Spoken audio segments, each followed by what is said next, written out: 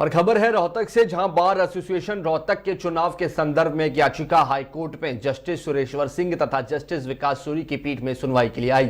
याचिकाकर्ता संदीप, अरविंद, राजेंद्र सिंह मलिक व किरण सिंह नारंग ने रिटर्निंग ऑफिसर पर मनमर्जी चलाने का आरोप लगाया तथा बार काउंसिल के चेयरमैन पर भी पक्षपात के आरोप लगाए हैं। अरविंद शोरन के प्रधान पद से बर्खास्त करने के आदेश को भी चुनौती दी गई। वहीं हाईकोर्ट से प्रार्थना कर रिटर्निंग ऑफिसर को हटाने का अनुरोध किया गया। बहुत लंबी बहस के बाद पीठ ने सारे आरोप नकार दिए तथा याचिका खारिज करने लगे तो याचिकाकर्ता के वकील ने याचिका वापस लेने का निवेदन किया। याचिका को खारिज करते हुए पीठ ने वापसी लेने की अनुमति दे दी। वहीं हाईकोर्ट ने मनगढ़ंत आरोप को खारिज कर रिटर्निंग ऑफिसर के न्यायोचित कार्य पर मोहर लगाई है। रिटर्निंग ऑफिसर इसी प्रकार बिना किसी द्वेष व दुर्भावना के सभी पक्षों के हित की रक्षा करते हुए चुनाव करवाए जाएंगे। देखिए रोहतक से हमारे सहयोगी सुकरम पाल की ये न्यूज। बताएं क्या मामला।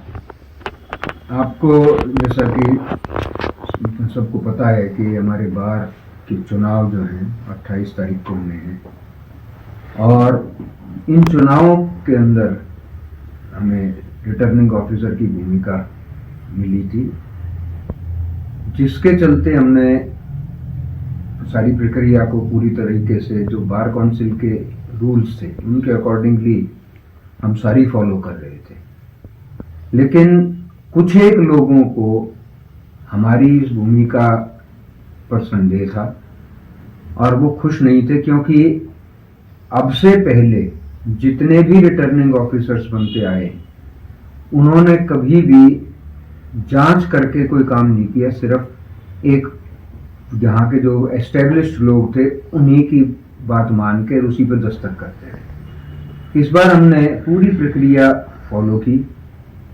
आपको इस जानकर हैरत होगी कि अब 5-6 दिन रह गए हैं और हमारी बार में शाम के वक्त बिल्कुल शांति होती है। कोई ना तो कोई शराब की बोतलें हैं, ना कोई मुर्गे चल रहे हैं, ना कोई पार्टियां हैं, बिल्कुल शांत है। ऐसा माहौल पैदा कर दिया है कि जिसमें किसी किस्म के भी कोई कैंडिडेट कोई किसी को इन्फ्लुएंस ना कर सके।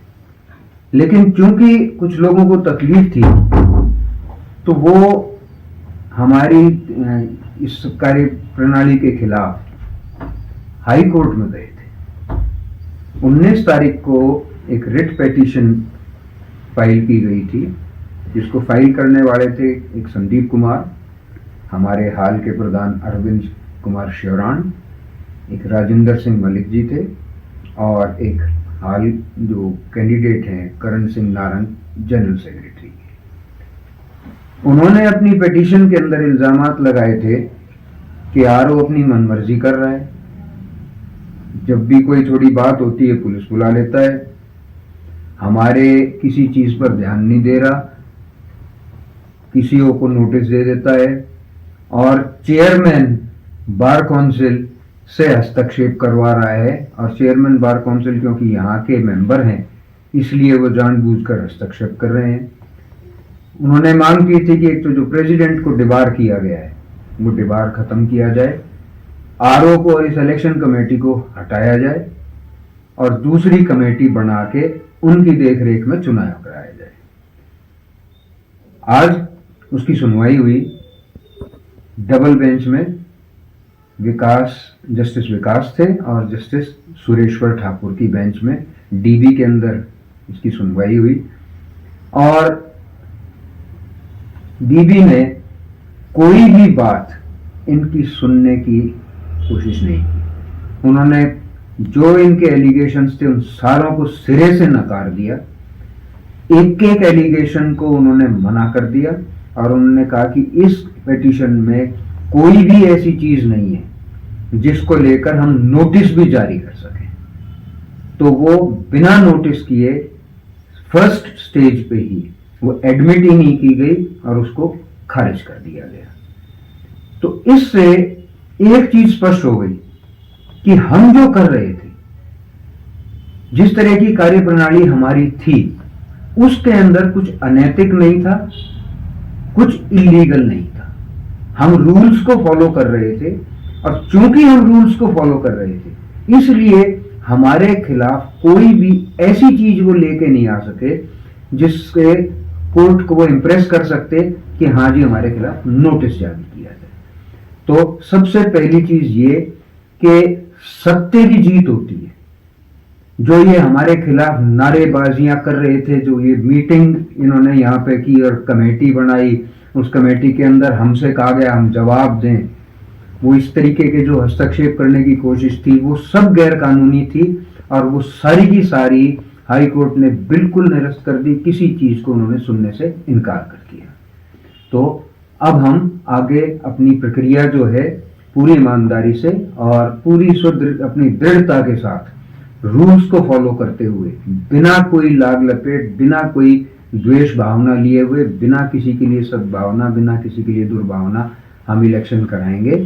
बैलेट पेपर से इलेक्शन कराएंगे और उसकी सारी हमने तैयारी पूरी कर ली है। प्रशासन हमें पूरी मदद कर रहा है और उन्होंने साफ कहा है कि जहां जिस वक्त रात को 2 बजे भी आपको हमारी जरूरत पड़े हम आपके लिए हाजिर हैं। प्रशासन की जो मदद है वो हमारे लिए बहुत बड़ी ताकत है और 28 तारीख को हमें चुनाव कराएंगे। आप सब आमंत्रित हैं। 28 को आके आप इंतजाम देखिए। 27 की शाम को भी इंतजाम हो जाएंगे शुरू। आप वहां भी देख सकते हैं किस तरीके के इंतजाम हम करेंगे और कोशिश करेंगे बिल्कुल साफ सुथरा, एकदम बिल्कुल आराम के माहौल में, कोई बिना लाग लपेट के एक चुनाव कराया। हमें कोई अड़चन नहीं, किसी किस्म की कोई अड़चन नहीं है। जो इन्होंने कोशिश की थी वो पहली स्टेज के ऊपर बिना किसी नोटिस के ही निरस्त कर दी।